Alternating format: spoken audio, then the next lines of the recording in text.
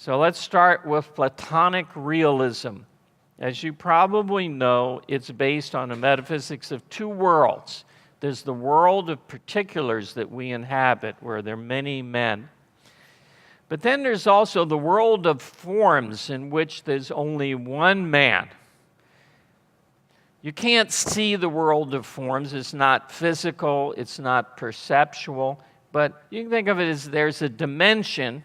It's not, in the sky like it was for Christianity. There's a dimension or aspect of this world which is the universal level of being, and that is not sensed or perceived.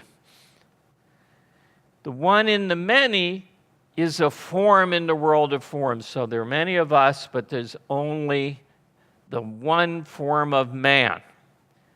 To make this a little bit more plausible to our ears, let's say there are many men, but man qua man.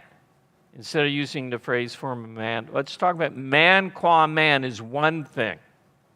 Man qua man is one thing. It's the same in all of us, even though we vary. It's abstract, even though we're concrete.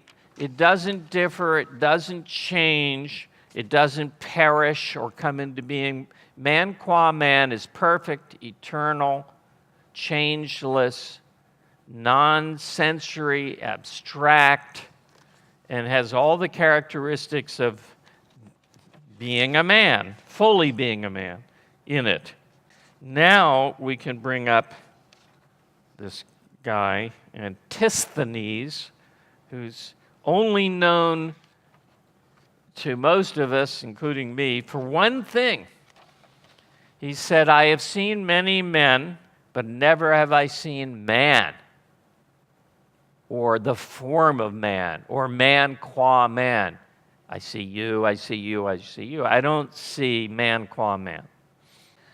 To which Plato replied, that's because you're not using the eye of the mind, of the intellect. You can't see man with your physical senses, which are just a hindrance anyway. You have to open your intellectual eye to see man qua man, or the form of man. Aristotle rejected, isn't that a great statue of Aristotle, by the way? Commanding figure.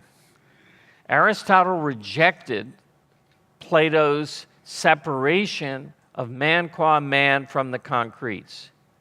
It's often put that he smashed Plato's form of man and put a piece of it into each concrete. Aristotle's theory, which is called moderate realism, is that there's only one world, thank God, the one we perceive. He rejected that there's some other dimension of reality, and he said the universal is an aspect of each thing. It's the essence of it. You have man qua man in you, and you have man qua man in you. Each of us who are men because we have man qua man in us as our essence, as what it is to be a man. The Greek word for essence is a phrase. It's the what it is to be a man in this case. So when Aristotle says the essence of man is in us, which he doesn't, I don't think there's any real sentence like that. The Greek is the what it is to be a man is in each man, which sounds pretty reasonable. Won't ultimately hold up. The next major figure is John Locke, who put forward a view you could call modern moderate realism. Modern moderate realism is Aristotle without the idea of essence. So Locke says it's not the what it is to be a man that's in you, it's the rational faculty. It's not tableness or the what it is to be a table or table qua table that makes a table a table. It's flatness, levelness, supports.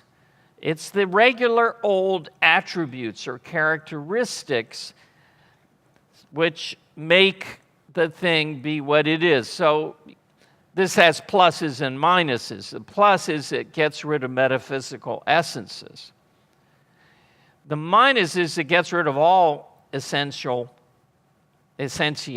gets rid of the idea of essentiality, and kind of levels everything down to the same level, which is a very bad thing for the efficacy of our thinking. So it's kind of good metaphysically, but bad epistemologically. It demystifies concepts, but at the price of democratizing all attributes, making all attributes on the same level. I don't think that was really his intent. He's not one of these these people who say, let's mash everything down to the same level. There's no elites. There's no privileged characteristic. I don't think that was his intent. He was rebelling against scholasticism, and he was rebelling against language that was mystifying. And incidentally, Locke has different theories regarding different types of concepts. So I'm talking about concepts of entities where Locke is a moderate realist. Regarding some other concepts, he's not even a realist. But this is what is important for our story.